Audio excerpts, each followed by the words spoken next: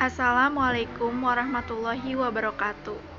Kami dari kelompok 4 ingin menampilkan video kami tentang titrasi redox. Perkenalkan anggota kelompok kami, Dentili Septika, Pina Barokah, Harliani La'Rauf, Junia Dwi Azahra, dan Putri Oktaviani. Jurusan S1 Farmasi Klinik dan Komunitas dari Stikes Widya Dharma Husada untuk memenuhi mata kuliah Kimia Analisis. Nah, teman-teman, di sini kelompok kami akan menjelaskan tentang titrasi redox. Apa sih yang dibahas di dalamnya?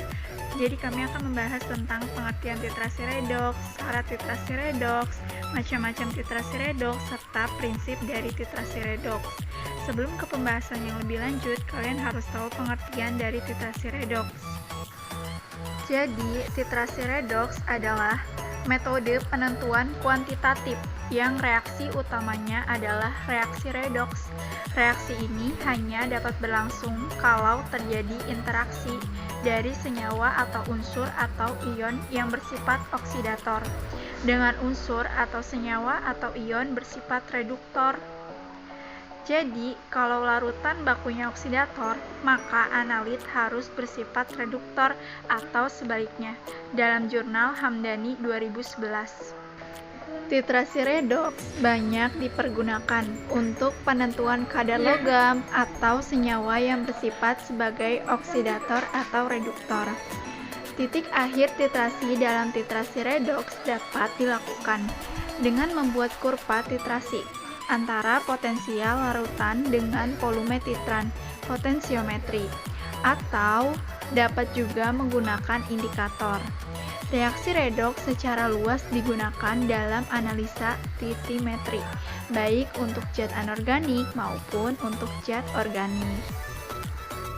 Nah, sebelum kita membahas macam-macam titrasi redox, kita harus tahu dulu syarat larutan baku primer. Apa sih syarat larutan baku primer? Yang pertama, mudah diperoleh dalam bentuk murni. Yang kedua, mudah dikeringkan. Yang ketiga, larutan harus stabil. Yang keempat, memiliki massa molar yang besar atau massa molar yang pasti. Yang kelima, reaksi dengan zat yang dibakukan harus stoikiometri, sehingga dicapai dasar perhitungan. Macam-macam titrasi redox.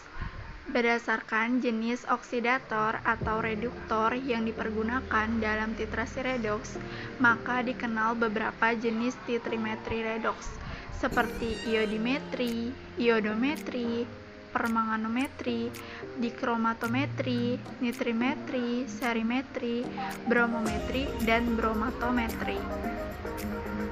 Pertama, titrasi iodimetri dan iodometri. Titrasi dengan iodium ada dua macam, yaitu iodimetri secara langsung dan iodometri secara tidak langsung. Dalam iodimetri, iodin digunakan sebagai oksidator, sedangkan dalam iodometri, ion iodida digunakan sebagai reduktor. Dalam iodometri, digunakan larutan tiosulfat untuk mentitrasi iodium yang dibebaskan. Larutan natrium tiosulfat merupakan standar sekunder dan dapat distandarisasi dengan kalium dikromat atau kalium iodidat. Yang kedua, titrasi permanganometri. Permanganometri merupakan titrasi redox menggunakan larutan standar kalium permanganat. Reaksi redox ini dapat berlangsung dalam suasana asam maupun dalam suasana basa. Analisa dengan cara titrasi redox telah banyak dimanfaatkan, seperti dalam analisis vitamin C asam askorbat. Yang ketiga, titrasi dikromatometri. Dikromatometri adalah titrasi redox yang menggunakan senyawa dikromat sebagai oksidator.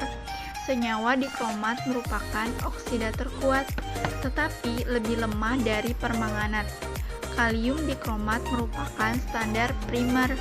Penggunaan utama dikromatometri adalah untuk penentuan besi dalam asam klorida. Yang keempat, titrasi serimetri. Serimetri adalah titrasi menggunakan larutan baku serium sulfat untuk zat uji yang bersifat reduktor. Yang kelima, titrasi nitrimetri. Metode nitrimetri merupakan titrasi yang dipergunakan dalam analisa senyawa-senyawa organik, khususnya untuk persenyawaan amina primer. Penetapan kuantitas zat didasari oleh reaksi antara fenilamina primer aromatik dengan natrium nitrit dalam suasana asam membentuk garam diazonium. Reaksi ini dikenal dengan reaksi diazotasi. Yang keenam, titrasi bromometri dan bromatometri. Bromometri merupakan penentuan kadar senyawa berdasarkan reaksi reduksi oksidasi, di mana proses titrasi, reaksi antara reduktor dan bromin berjalan lambat, sehingga dilakukan titrasi secara tidak langsung dengan menambahkan bromin berlebih. Sedangkan bromatometri dilakukan dengan cara titrasi secara langsung, karena proses titrasi berjalan cepat.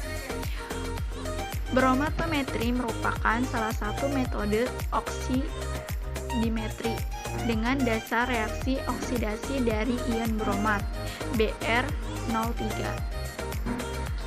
Titrasi redoks dapat diterapkan dalam kehidupan sehari-hari. Berikut manfaat titrasi redoks diantaranya. Yang pertama, pelapisan logam dengan logam yang dikenal dengan istilah electroplating, yang merupakan salah satu teknik pencegahan korosi logam. Yang kedua, sebagai proses fotosintesis.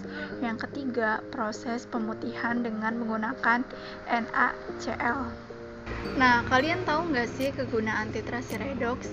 Kegunaan titrasi redoks yaitu untuk menentukan kadar dari zat-zat yang bilangan oksidasinya masih dapat dioksidasi. Dalam bidang industri, metode ini dapat dimanfaatkan dalam pengolahan air, di mana secara permanganometri dapat diketahui kadar suatu zat sesuai dengan sifat oksidasi reduksi yang dimilikinya, sehingga dapat dipisahkan apabila tidak diperlukan atau berbahaya. Nah, ternyata titrasi redoks ini punya kelebihan dan kekurangannya loh. Apa sih kelebihan dan kekurangannya? Kelebihan titrasi redoks, titrasi permanganometri ini lebih mudah digunakan dan efektif, karena reaksi ini tidak memerlukan indikator. Hal ini dikarenakan larutan KMnO4 sudah berfungsi sebagai indikator, yaitu ion MnO4 berwarna ungu. Setelah direduksi menjadi ion Mn tidak berwarna dan disebut juga sebagai autoindikator. Adapun kekurangan titrasi redoks, sumber-sumber kesalahan pada titrasi permanganometri antara lain terletak pada larutan pentiter KMnO4 pada buret apabila percobaan dilakukan dalam waktu yang lama. Larutan KMnO4 pada buret yang terkena sinar akan terurai menjadi MnO2, sehingga pada titik akhir titrasi akan diperoleh pembentukan presipitat coklat yang seharusnya adalah larutan berwarna merah rosa.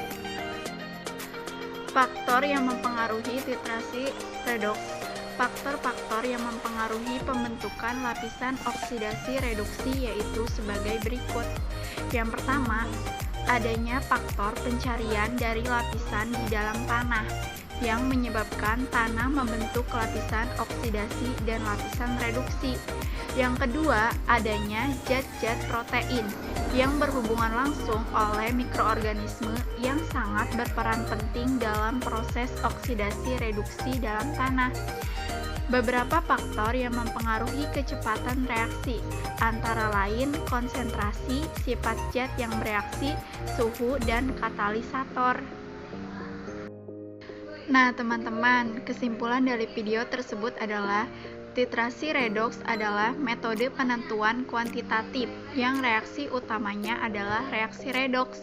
Reaksi ini hanya dapat berlangsung kalau terjadi interaksi dari senyawa, unsur, ion yang bersifat oksidator dengan unsur senyawa ion bersifat reduktor.